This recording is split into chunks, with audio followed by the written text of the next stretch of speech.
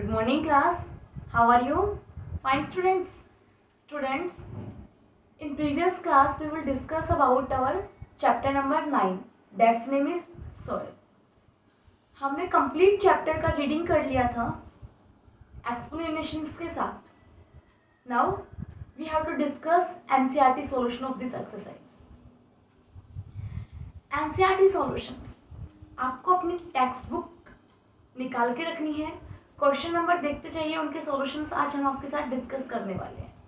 Okay, सो आपको screen पे आपके क्वेश्चंस दिखाई देते हैं. अब आपको फर्स्ट क्वेश्चन स्टूडेंट्स, आपका फर्स्ट क्वेश्चन क्या है?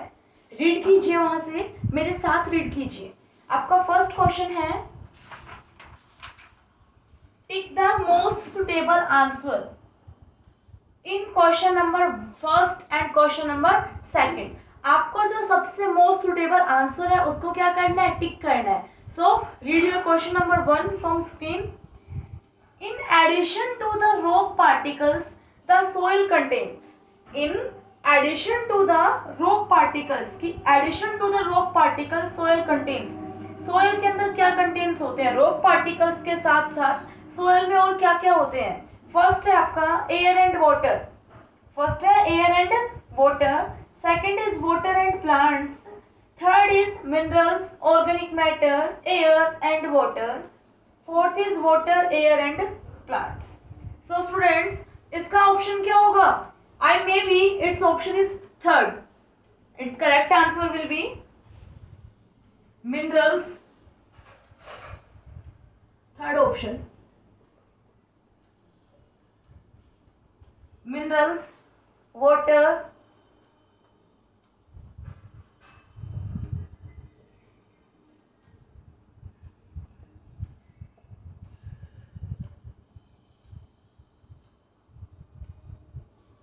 Air and water. आपका फर्स्ट क्वेश्चन है, फिर से रिपीट कर रहे हैं हम. फर्स्ट क्वेश्चन था आपका कि एडिशन टू रॉक पार्टिकल्स की आपकी जो सोयल होती है, सोयल में आपने पढ़ा था ग्रेवल्स होते हैं. क्या होते हैं आपके? ग्रेवल.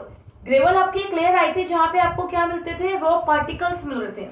उन रॉक पार्टिकल्स के साथ साथ आपको वहां पे क्या क्या और मिले थे? आपको 5 टाइप की लेयर्स मिली थी.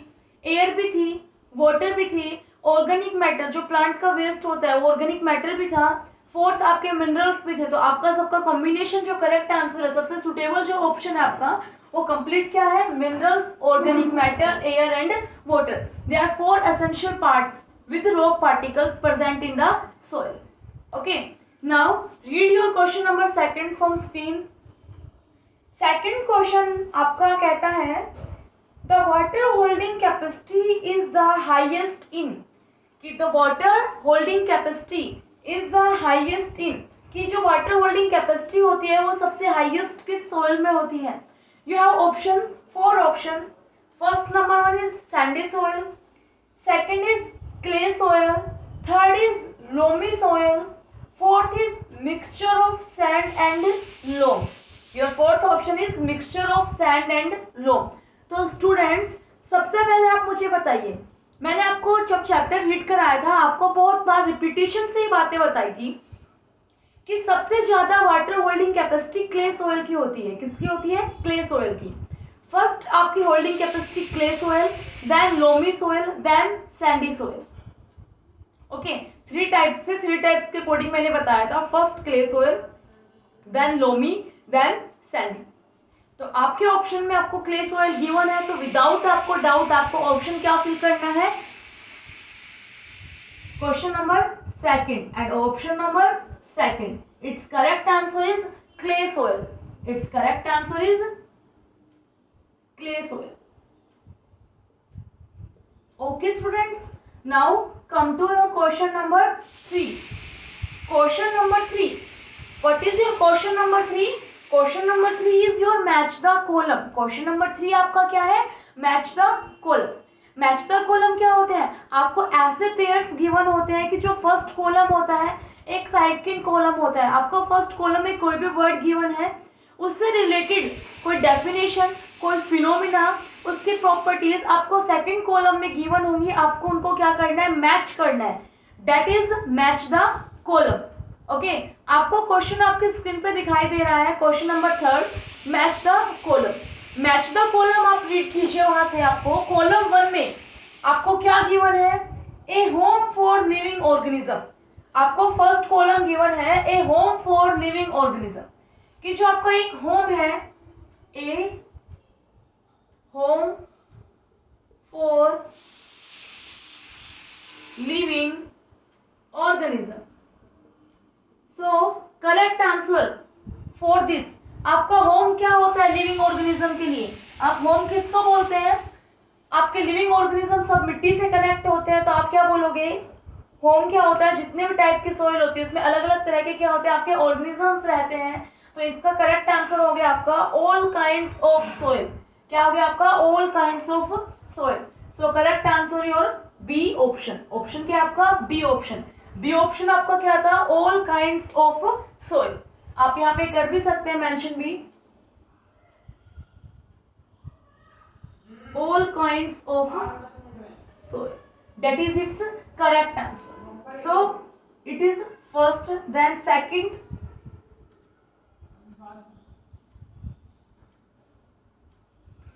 सेकंड आपको कहता है अपर layer of the soil. Soil की सबसे टॉप मोस्ट लेयर को आप क्या कहते हैं, या क्या कहते हैं, उसकी क्या प्रॉपर्टी होती है?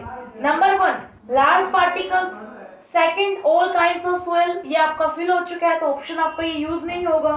Dark in colour, smaller particles are packed tights, lesser amount of humus. तो फर्स्ट आपका क्या कहता है कि जो आपकी टॉप लेयर होती है उसमें कैसा कलर होता है? डार्क कलर होता है। जैसे आपको होरिजन के केस में बताया था, जो आपकी होरिजन ए होती है वो क्या होती है? डार्क कलर की होती है as compare to horizon B. Okay, जो टॉप सोइल है वो आपके सब सोइल के कंपैरिजन में क्या होती है? डार्क होती है। सो सेकंड आपका जो कहता है अपर layer of the soil,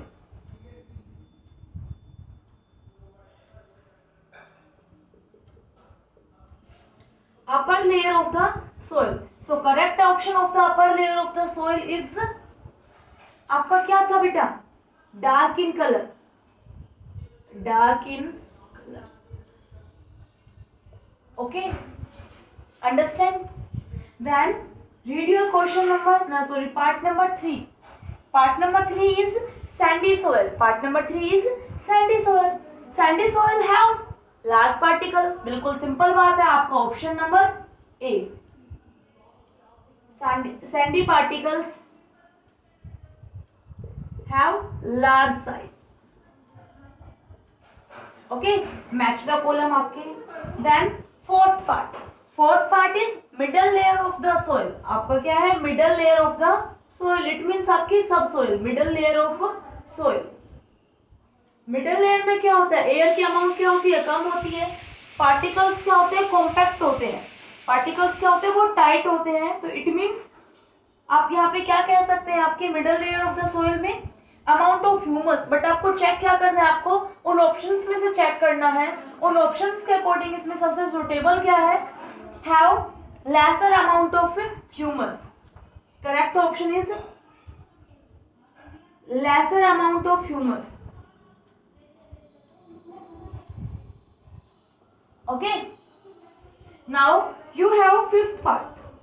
Come to your fifth part, and fifth part is your clay soil, and the remaining option is, yeah, you are absolutely right, clay soil. Clay soil have smaller particles are packed tight, so its option is smaller particles have packed tight.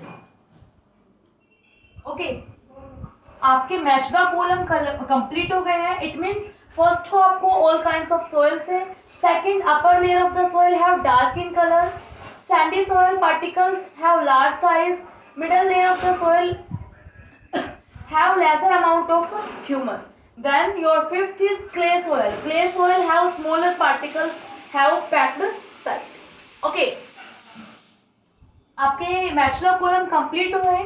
Next आपका question number 4। So answer number 4, read your question number 4। Statement आपको screen पे given है, statement read कीजिए। Question number 4, question number 4 की statement आपको कहती है explain how soil is formed. क्या कहती है क्वेश्चन नंबर 4 की statement, explain how soil is form, कि आपकी सोयल कैसे बनती है। ओके, तो सोयल के लिए आपको एक काफी लंबी स्टोरी बताई गई थी पहले भी। क्या बताया था मैंने कि आपके बहुत लाखों करोड़ों साल पहले, बेटा हजारों साल पहले आपके वोल्केनिक इरप्शन हुए। सोयल से क्या हुए, वोल्केनिक इरप्शन, ज्वालामुखी फटे। वो ज्वालामुखी फट के क्या हुए, वहां पे रॉक्स क्रिएट हुई। क्या क्रिएट हुई, आपकी रॉक्स क्रिएट हुई। उन रॉक्स को, वो इतनी बड़ी बड़ी रॉक्स थी, उन रॉक्स को क्रिएट होने के बाद उनको हमें बिग पीसेस में तोड़ना था। बिग पीसेस के बाद उनको स्मॉल पीसेस में then convert into the sand, and the sand is also have various types, clay soil, loamy soil and the sandy soil. So आपको क्या क्या गया कि जो बड़ी बड़ी जो रॉक्स थी, एटमॉस्फेयर में जो कंडीशंस होती हैं आपकी, टेम्परेचर, प्रेशर, ठीक है, आपका वाटर, रेन, फ्लड, ठीक है, अर्थक्वेक, इन रीजंस की वजह से वो बिग रॉक्स क्या हुई, स्मॉल रॉक्स में क्या हुई, कन्वर्ट हुई। ठीक है, स्मॉल रॉक्स फिर और स्मॉल रॉक्स में कन्वर्ट हुई। ठीक है, रिवर्स के साथ फ्लो करते करते वो आपके सैंड पार्टिकल्स में लाखों करोड़ों साल लग जाते हैं सैंड पार्टिकल को बनने के लिए, और हम उसको ऐसे ही पॉल्यूट कर देते हैं, सॉइल पॉल्यूशन कर देते हैं। तो ये सबसे बड़ी दिक्कत किनकी है, हमारी दिक्कत है। ओके, तो आपको सॉइल पॉल्यूशन नहीं करना, ऐसे वर्क नहीं करने जिससे सॉइल को हार्मफुल इफेक्ट्स हो। Okay, so answer if your question number 4। आपको रीडिंग करा दी है, क्वेश्चन अंडरस्टैंड करा दिया है। Now you have to write this question. Over thousands of year,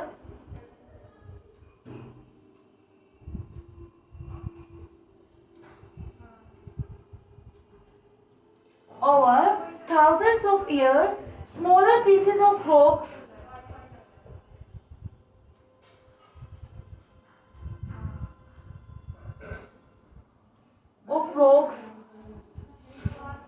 changed into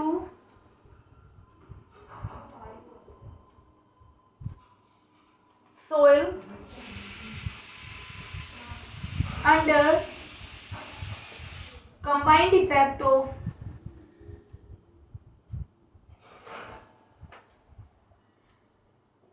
water, air,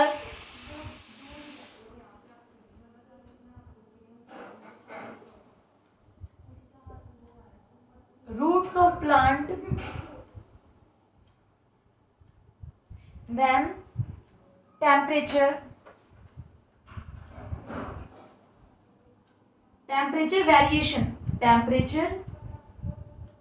variation, कभी कैसा टेम्परेचर होता है, कभी कैसा, कभी तो बिल्कुल ठंड होती है, बर्फ गिर जाती है बिल्कुल, और कभी बिल्कुल गर्मी हो जाती है। उस वजह से भी क्या हुई, रॉक्स आपकी ब्रेक हुई, टेम्परेचर वेरिएशंस की वजह से भी।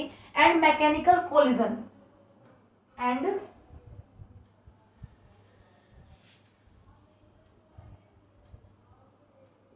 Mechanical collision. ओके, ये क्या थे आपके आंसर नंबर 4। आपको समझ में आ गया क्या कहा था आपको, ओवर थाउजेंड्स ऑफ ईयर, कि हजारों साल पहले स्मॉलर पीसेस ऑफ रॉक्स, कि जो छोटे छोटे पीस थे रॉक्स के, वो चेंज हो गए सोइल में अंडर कंबाइंड इफेक्ट ऑफ, सबका मिलके इफेक्ट हुआ, किनका, वाटर का, एयर का, रूट्स ऑफ प्लांट्स, प्लांट्स के रूट्स का, टेम्परेचर वेरिएशंस का, and mechanical collision. Mechanical collision क्या कहता है, आपके अर्थक्वेक्स की वजह से रॉक्स आपस में स्ट्राइक हुई। ठीक है, जैसे आपके 2 मार्कर्स हैं वो स्ट्राइक होते हैं, इसको क्या बोलते हो आप, मैकेनिकल कोलिजन बोलते हो। ठीक है, जहां से आपको वर्क करना पड़ा है इसको कोलिजन कराने के लिए। कोलिजन मीन्स टक्कर। ओके, आगे आपको क्वेश्चन नंबर 4 समझ में, बिल्कुल अच्छे से आपको समझ में आना चाहिए क्वेश्चन नंबर 4। फिर से आप रीड कर लीजिए, कोई प्रॉब्लम हो तो आपके पास। Now read your question number 5 from your screen. Question number 5. How is clay soil useful for crops? So, what do you understand by this statement? How is clay soil useful for crops? कि आपकी जो clay soil होती है वो crops के लिए किस तरह से useful है, आपको ये बताना है। ठीक है, तो clay soil आपकी कैसे होती है, आपको अच्छे से पता है clay soil आपकी किस तरह से useful होती है। clay soil आपकी 3 टाइप्स ऑफ सोयल में से एक सोयल है क्ले सॉइल के जो पार्टिकल्स होते हैं उनका साइज सबसे स्मॉलेस्ट होता है, ठीक है। क्ले सॉइल की वाटर होल्डिंग कैपेसिटी आपके लिए बहुत हाईएस्ट होती है। एज लाइक पैडी क्रॉप्स होती हैं जिनको परमानेंट वाटर की नीड होती है, वो क्रॉप्स क्ले सॉइल में काफ़ी अच्छे से ग्रोथ करती है, वाटर वेस्टेज भी कम होता है और उनकी ग्रोथ भी अच्छी होती है। क्ले सॉइल में काफ़ी तरह के मिनरल्स मिलते हैं। क्ले सॉइल में पार्टिकल्स इतने पास पास होते हैं, वहाँ पे आपको एयर नहीं मिल पाती, पार्टिकल्स के बीच में एयर गैप्स बिल्कुल रिड्यूस हो जाते हैं, ठीक है। इसीलिए यहाँ से क्वेश्चन आता है आपको, ये एक्स्ट्रा क्वेश्चन है, एनसीईआरटी से नहीं है, बट अपने असाइनमेंट पर्पज से आप रिवाइज कर सकते हैं कि जो वाटर लॉगिंग होता है कि अगर एक टाइम पे एक फील्ड के अंदर कंटिन्यूअसली कुछ मंथ्स तक पानी भरा रहता है, वाटर लॉगिंग रहता है, तो देन वहाँ पे क्या होता है आपके वाटर लॉगिंग के केस में, उसकी फर्टिलिटी रिड्यूस हो जाती है। सोइल की क्या होती है, फर्टिलिटी रिड्यूस हो जाती है अगर कंटिन्यूटी उससे उस सोइल के ऊपर पानी रहता है तो। इसके लिए रीज़न है, यहाँ पे रीज़न क्या है कि जो वाटर लॉगिंग होती है, कंटिन्यूसली वाटर वहाँ पे रहता है, तो उनकी जो सोइल थी, सोइल के बीच में जो एयर गैप्स थे वो क्या हो जाते हैं, बिल्कुल रिड्यूस हो जाते हैं। उस वजह से जो प्लांट्स की रूट्स होती हैं वो ब्रीथिंग नहीं कर पाती और वहाँ पे फर्टिलिटी रिड्यूस इसलिए होती है, ब्रीथिंग नहीं कर पाएंगे, फ्रूट्स नहीं देंगी वो, ठीक है, प्लांट्स आपके फ्रूट्स नहीं देंगे, तो उस वजह से सोइल की क्या होती है, फर्टिलिटी रिड्यूस हो जाती है। फर्टिलिटी के लिए एक कंडीशन होती है कि प्रॉपर एयर गैप्स होने चाहिए। जैसे सैंडी सोइल में एयर गैप्स बहुत ज़्यादा होते हैं तो वो भी हमारे लिए हार्मफुल है, एयर गैप्स बहुत कम है तो वो भी हमारे लिए हार्मफुल है, ठीक है। लोमी सोइल में परफेक्ट अमाउंट में होते हैं। उसी तरह से क्ले सोइल में कहा जाता है कि अगर आपकी कोई भी सोइल है, वाटर लॉगिंग कंटिन्यूसली रहता है, तो वहाँ पे उसकी फर्टिलिटी क्या होती है, रिड्यूस होती है। Now come to your question number 5। Question number 5 ask how is clay soil useful for crops, कि क्ले सोइल आपकी कैसे यूजफुल है क्रॉप्स के लिए। सो फर्स्ट आपको आंसर करना है कि clay soil contains very minerals. So write down clay soil contains very minerals। Okay, कि क्ले सोइल में क्या होते हैं, आपके काफी टाइप्स के मिनरल्स होते हैं। It can hold large quantity of water, it can hold large quantity of water. क्या कर सकते हैं, ये होल्ड कर सकते हैं large quantity of water. It however can not trap air,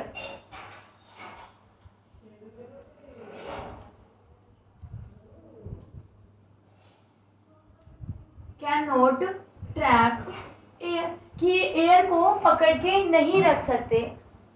therefore clay soil is useful for, therefore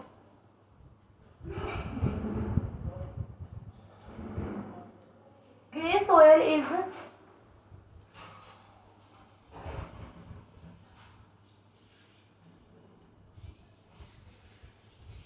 suitable for plants like paddy,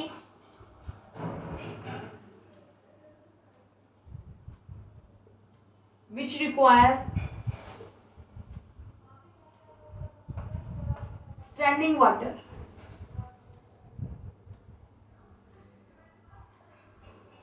which require standing water, कि आपको क्वेश्चन नंबर 5 कहता है कि जो क्ले सोइल होती है कंटेन्स वेरी मिनरल्स, कि clay soil में काफ़ी टाइप्स के मिनरल्स होते हैं।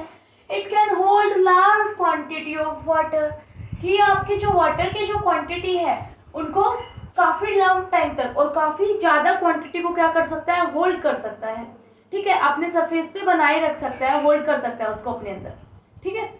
देन इसीलिए क्ले सोइल से ही आपके क्या होते हैं, जितने भी आपके पिक्चर होते हैं, आपके मटके जो आप कहते हो ना, आपके मिट्टी के जो सोइल, आपके सोइल पिक्चर्स होते हैं, वो क्या होते हैं, आपके बनाए जाते हैं, ठीक है। सोइल यूटेंसिल्स क्ले सोइल से बनते हैं क्योंकि उनकी holding capacity, water holding capacity क्या होती है, लार्ज होती है। उसी वजह से आपके कंटिन्यूसली आपका जो सोइल पिक्चर है उसके अंदर पानी रहता है। Then it however can not trap air, कि इसके अंदर ज़्यादा एयर नहीं होती। Therefore, clay soil is suitable for plants, कि क्ले सोइल आपके उन प्लांट्स के लिए सुटेबल है, like paddy, which require standing water, जिनको क्या चाहिए, स्टैंडिंग वाटर चाहिए। ठीक है, हमेशा उनके फील्ड्स में खड़ा रहता है पानी। खड़ा रहने मतलब ये नहीं कि ऐसे खड़ा रहता है, इट मीन्स उस वहाँ पे लेयर में कि वो हमेशा वाटर में ग्रो करती है। ओके, आपको पिक्चर में दिखाई देगा। Then question number 6, read your question number 6 from your screen. Question number 6, list the differences between clay soil and sandy soil. आपको क्ले सॉइल और सैंडी सॉइल में डिफरेंशिएट करना है। सीधी सी बात है बेटा, पार्टिकल साइज के अकॉर्डिंग आप कर सकते हो, वाटर होल्डिंग कैपेसिटी के अकॉर्डिंग कर सकते हो, एयर गैप्स के अकॉर्डिंग कर सकते हो। ठीक है, आप इस तरह से आप काफ़ी तरह से उनके मेन कंपोनेंट्स के अकॉर्डिंग कर सकते हैं, एम्प्टी स्पेस बता के कर सकते हैं। काफ़ी आपकी प्रॉपर्टीज है जिनसे आप इनको डिफरेंशिएट कर सकते हैं।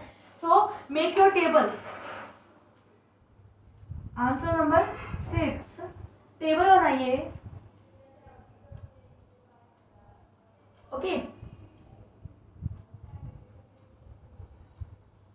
यहाँ पे आपको फर्स्ट में मेंशन करना है property.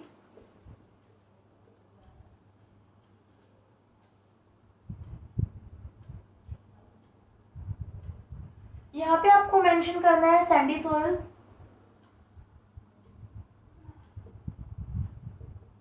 Then clay soil. Okay, so your first property is according to their main component, according to their main component. So students, आप मुझे बताइए सैंडी सॉइल में मेन कंपोनेंट्स क्या होते हैं। यहाँ पे आपके यहाँ पे हम पार्टीशन कर देते हैं। सैंडी सॉइल में क्या कंपोनेंट्स होंगे आपके, सैंड पार्टिकल्स, और क्ले सॉइल में आपके क्या होंगे, clay particles. Okay, then your question property number 2, according to their size, या आप कह सकते हैं एवरेज पार्टिकल साइज। की एवरेज पार्टिकल साइज क्या है, एवरेज पार्टिकल साइज, की एवरेज पार्टिकल साइज कितना है। फर्स्ट आपको कहता है सैंडी सॉइल के पार्टिकल्स का size 0.05 mm to 2 mm, 0.05 mm to 2 mm. What do you understand by the mm? Here mm denotes the millimeter. Mm denotes the millimeter, that is the unit of the distance. So less than, clay soil में particle का size क्या होता है, less than 0.5 millimeter. Okay, less than 0.5 millimeter. Your third property is empty space. Your third property is empty space. Empty space कितना है, okay. empty space की अगर आप बात करते हैं, empty space सैंडी सॉइल में आपका क्या होता है बेटा, बहुत ज्यादा होता है, एयर गैप्स की तरह। empty space क्या होता है, बहुत लार्ज होता है। इसमें क्या होता है, very small, as like negligible. Okay, ना के बराबर होता है space. Then fourth property is air space. Air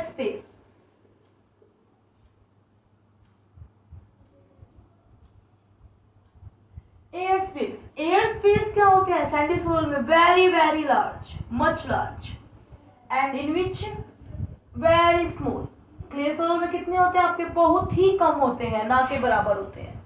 okay, your fifth property, according to that you differentiate clay soil and sandy soil.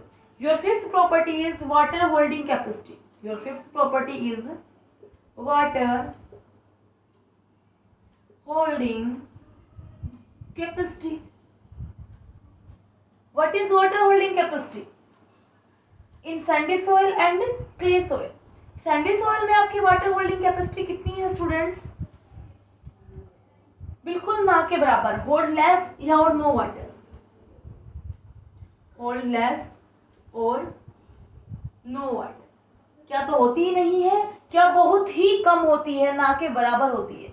आपकी क्ले सॉइल के लिए क्या कह रहा है, मैक्सिमम जितनी किसी भी सॉइल की नहीं होती उतनी किसकी होती है, क्ले सॉइल की होती है मैक्सिमम। ठीक है, हमारे हरियाणा के अंदर हमारी clay soil mostly Hisar side area में मिलती है, वहाँ पे मोस्टली पैडी क्रॉप्स ग्रो करते हैं। ठीक है, तो इसीलिए ये रीजन है कि वहाँ पे उनकी वाटर होल्डिंग कैपेसिटी ज्यादा होती है, इसीलिए आप वहाँ पे पैडी क्रॉप्स ग्रो करते हैं। ये आपका क्वेश्चन नंबर 6 था। Now you have to read your question number 7th। Now read your question number 7.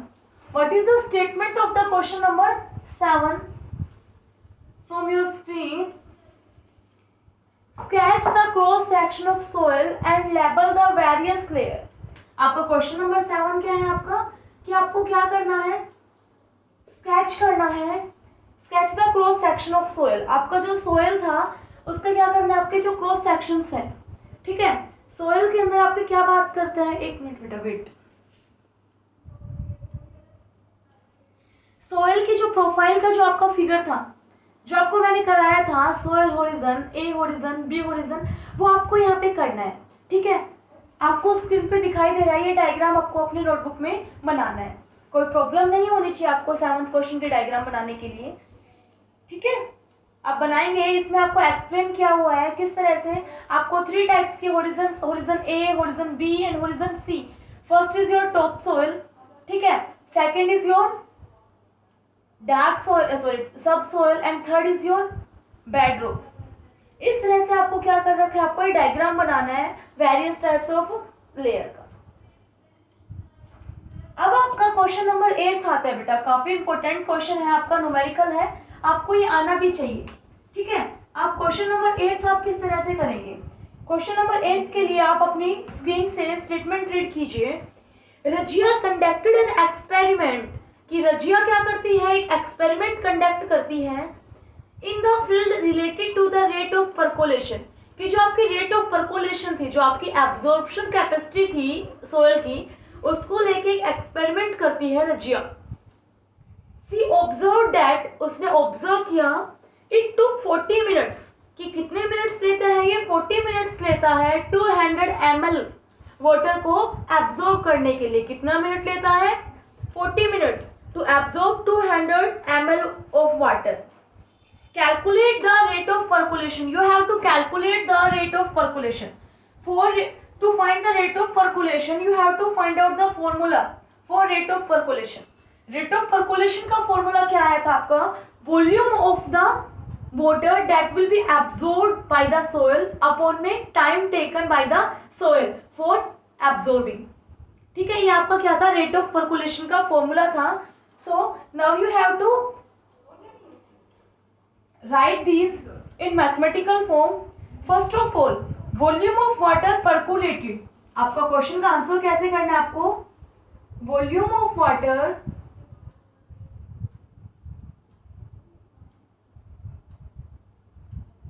परकुलेटेड, आपका जो वॉल्यूम ऑफ वाटर है जो परकुलेटेड हुआ है, इसको आप क्या कहते हैं, वी मेंशन करते हैं, और ये कितना है आपका 200 ml, कितना है आपका 200 ml है। Okay, time taken for percolation,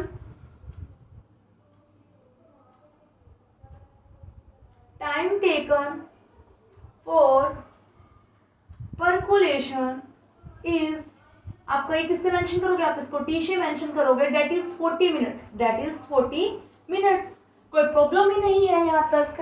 then you have to find out the rate of percolation. So write rate of percolation. What is the rate of percolation, rate of percolation formula is volume, आपका किसमें होना चाहिए, ml, volume of the water that will be absorbed upon में time taken for absorbing, that will be in minutes. Okay, then you calculate these. Volume is your 200 ml and your time is 40 minutes. So one carry से one carry cancel.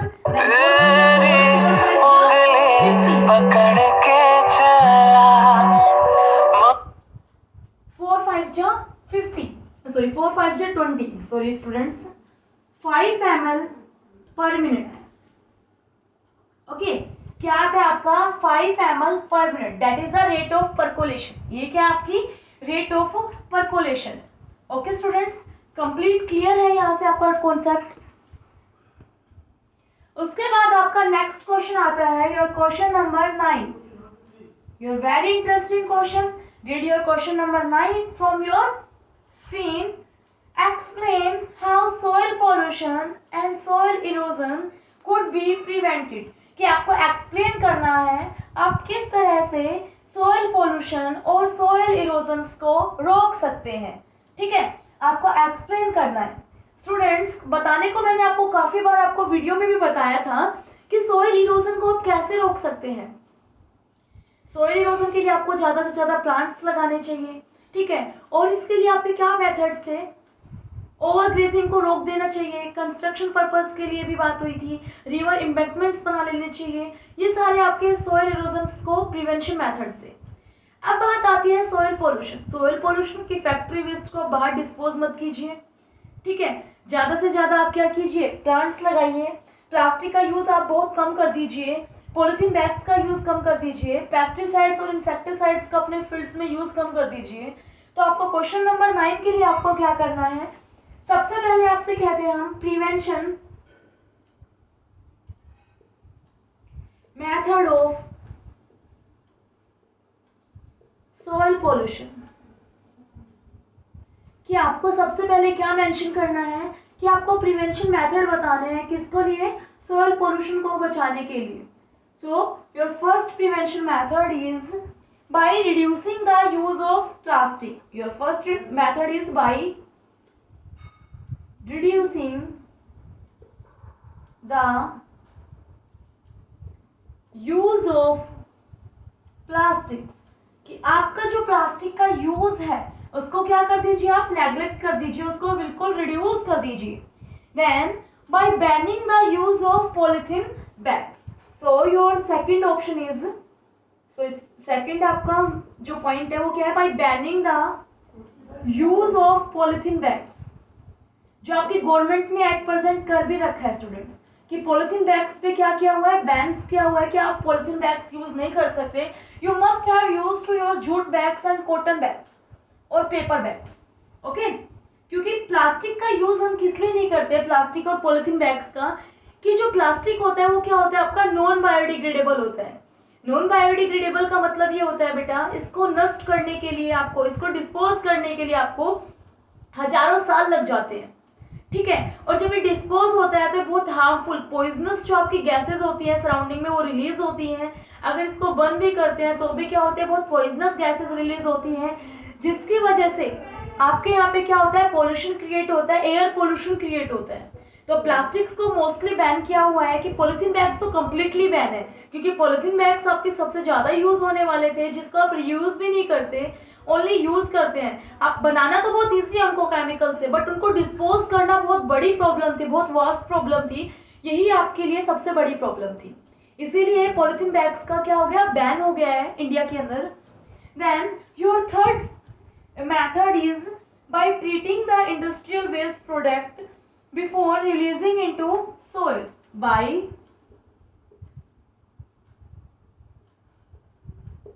Treating the industrial waste product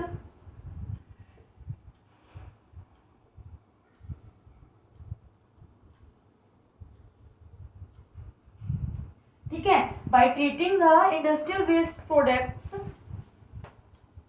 before releasing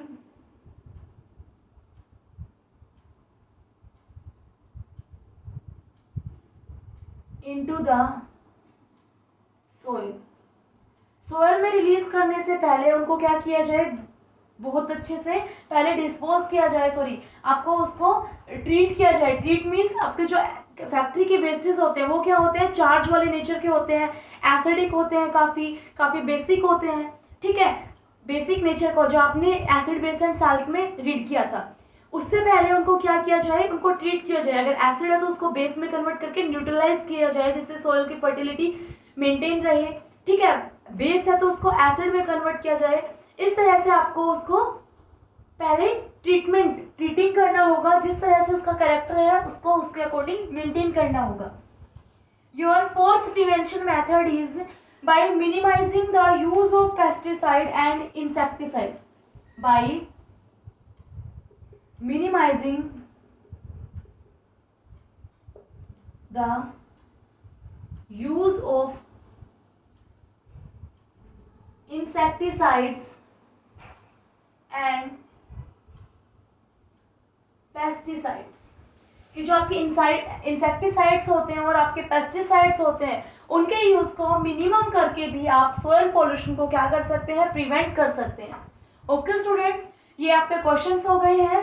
आपका इस 9th का एक part बचता है अभी कि prevention method for soil erosion. Okay, so right here second part of the question number 9, prevention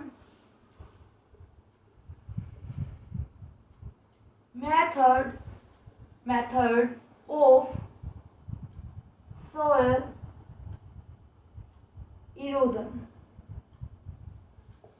Okay,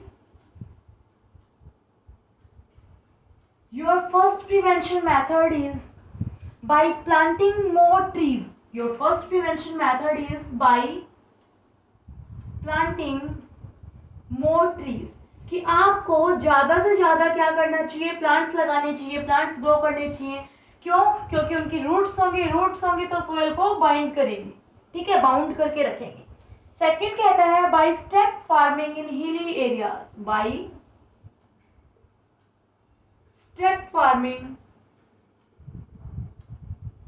in hilly regions, कि जो आपके पहाड़ी इलाके होते हैं वहां पे आपको कैसे खेती करनी चाहिए, स्टेप फार्मिंग करनी चाहिए।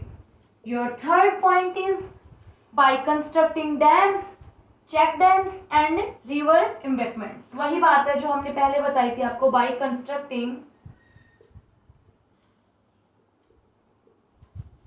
Dams,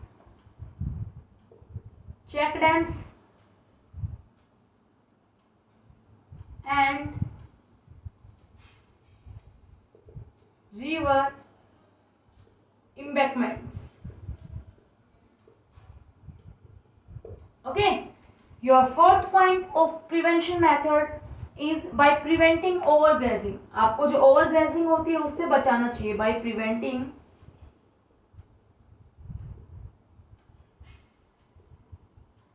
overgrazing. स्टूडेंट्स, आप इस तरह से आपकी पूरी कंप्लीट एनसीईआरटी एक्सरसाइज को आप कंप्लीट करेंगे। और आपसे एक रिक्वेस्ट है, एक हम्बल रिक्वेस्ट है स्टूडेंट्स, आप एक काम कीजिए, आपको एक काम बिल्कुल अच्छे से करना है। अगर आपको वीडियो